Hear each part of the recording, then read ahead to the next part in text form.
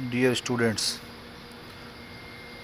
आज हम ब्रिटिश मंत्रिमंडल का के बारे में अध्ययन करेंगे और उसको डिस्कस करेंगे। ब्रिटिश मंत्रिमंडल सामान्यतः हम ये कह सकते हैं कि मंत्रिमंडल क्राउन के नाम पर प्रधानमंत्री द्वारा नियुक्त किए गए उन राज्य के परामर्शदाताओं की संस्था को कहा जा सकता है जिसको लोक सदन में बहुमत का समर्थन प्राप्त है।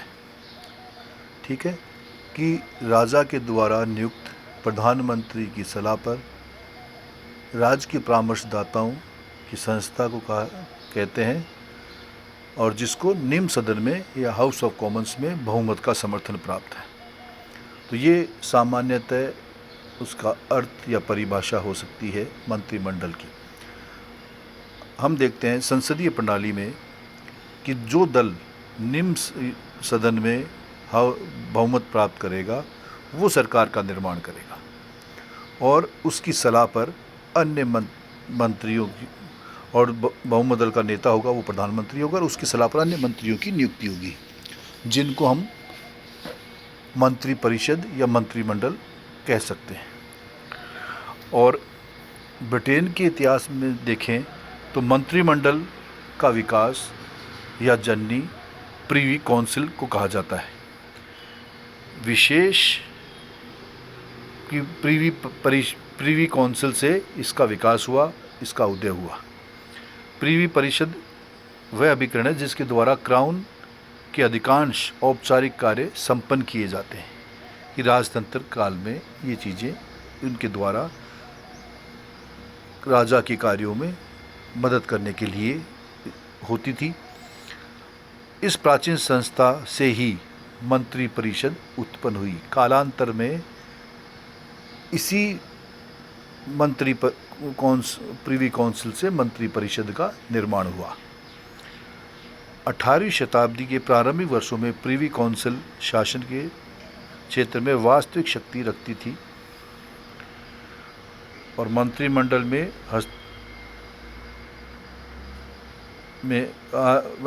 में हस्तक्षेप रखती थी। जब उसे शासन तंत्र में शासन का किंतु केवल औपचारिक स्थान प्राप्त था।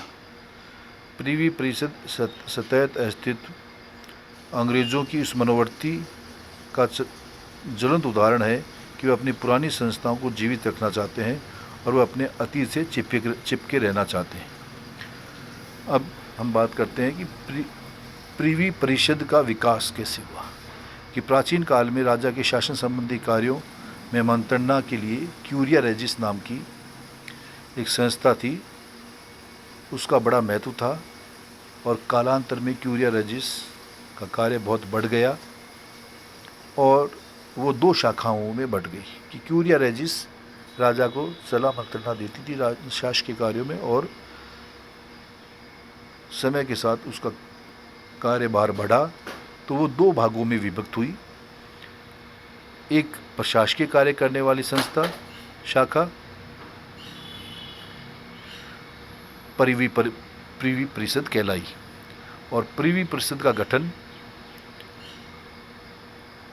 के लिए कहा गया है कि प्रीवी परिषद के सदस्यों की संख्या निश्चित नहीं है, वह कम ज़्यादा होती रही है और उसमें लगभग वर्तमान में 320 सदस्यों हैं।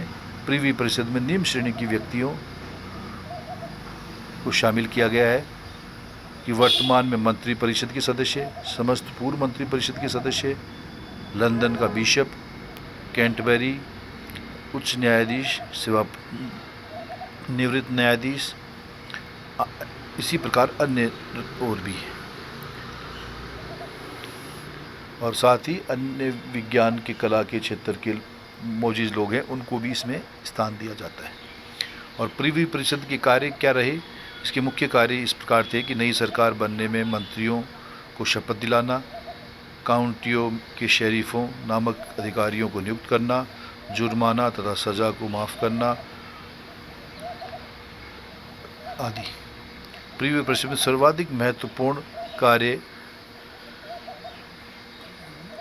ऑर्डर इन काउंसिल को जारी करना और जिसके संबंध निम्न की बातों में होता है: संसद को आमंत्रित करना, उसे स्थगित करना, विघटित करना, के आदेश जारी करना, स्थायी सेवा संबंधी आदेश देना, उपनिवेश संबंधी आदेश करना, युद्ध संबंधी आदेश जारी करना आदि।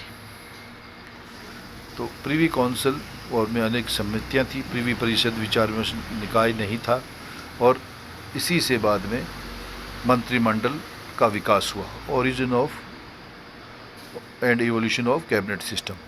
ब्रिटिश मंत्रिमंडल का विकास का ही परिणाम है तथा परंपराओं और अभिसमयों पर आधारित है। कि हम देखते हैं कि इसका भी विकास हुआ है, और ये अभिसमयों और परंपराओं पे आधारित है। कि ब्रिटेन के संविधान में संविधान का एक स्रोत अभिसमयों को भी या परंपराओं को भी माना गया है। इनका महत्वपूर्ण स्थान है। 1937 में क्राउन के मंत्री अधिनियम द्वारा इसे वैधानिक स्थिति प्रदान की गई, और वर्तमान मंत्रिमंडल का बीज प्रिवी काउंसिल में देखे जा सकते हैं। और विज़नेमार्ट से मैग्नम कॉन्सिलियम तथा क्यूरिया रेजिस संस्था का विकास हुआ। कि शुरू में विज़नेमार्ट थी, बुद्धिमानों की सभा, जो राजा को सलाह देने का कार्य करती थी। इससे मैग्नम कॉन्सिलियम बनी और उससे क्यूरिया रेजिस बनी। और कालांतर में क्यूरिया रेजिस से प्रिवी काउंसिल और मंत्रिमंडल का, और समय के साथ इसका हुआ है। क्यूरिया रेजिस और मैग्नम कॉन्सिल से और संसद का निर्माण हुआ। कि क्यूरिया रेजिस से प्रिवी काउंसिल और मंत्रिमंडल का निर्माण हुआ, और मैग्नम कॉन्सिलियम से संसद का उदय हुआ। और साथ ही हम बात करें कबाल का उदय। कबाल क्या है? CABAL कबाल। प्रिवी काउंसिल से मंत्रिमंडल का उदय हुआ, और वैध आकार के कारण प्रिवी काउंसिल परामर्शदात्री समिति के योग्य नहीं रह गई। कि प्रिवी काउंसिल का वैध आकार था, और उससे सलाह लेने में काफ़ी समय व्यतीत होता था, उनकी राय जानने में बड़ा व्यतीत होता था। तो वो समय के साथ उसका महत्व कम होता चला गया। अतः सम्राट ने कुछ अपने प्रमुख और निजी काउंसलरों से महल में ही विचार विमर्श करना शुरू करने लगा, और इस समिति के काउंसलरों की परामर्शदात्री समिति को समय उपरांत कैबिनेट कहा जाने लगा। कि मंत्री परिषद एक वैध इकाई थी, और इसी में से कैबिनेट का उदय हुआ। कि वर्तमान में हम देखते हैं तो हम इसको बाइफरकेट बहुत आसानी से कर सकते हैं कि मंत्री परिषद एक वैध इकाई है, और उसमें कई प्रकार के मंत्री होते हैं, जिनमें कैबिनेट मंत्री, राज्य मंत्री स्वतंत्र प्रभार, उपराज्य मंत्री। तो ये कैटेगरियाँ सारी मंत्री परिषद का अंग होती हैं। कि कैबिनेट का हर सदस्य मंत्री परिषद का भाग होता है, पर मंत्री परिषद का हर सदस्य कैबिनेट में नहीं हो सकता। तो कैबिनेट में कुछ प्रमुख लोगों को शामिल किया जाता है। तो प्रिवी काउंसिल में से कुछ लोगों को, जो राजा के बहुत नज़दीक होते थे, राजा उनके साथ अपने शासन संबंधी कार्यों का विचार विमर्श कर कुछ नीतिगत निर्णय लेते थे, और इसी से कैबिनेट का उदय हुआ। और या कबाल, तो ये कोई प्लान करके राजा के द्वारा ऐसा कोई शब्द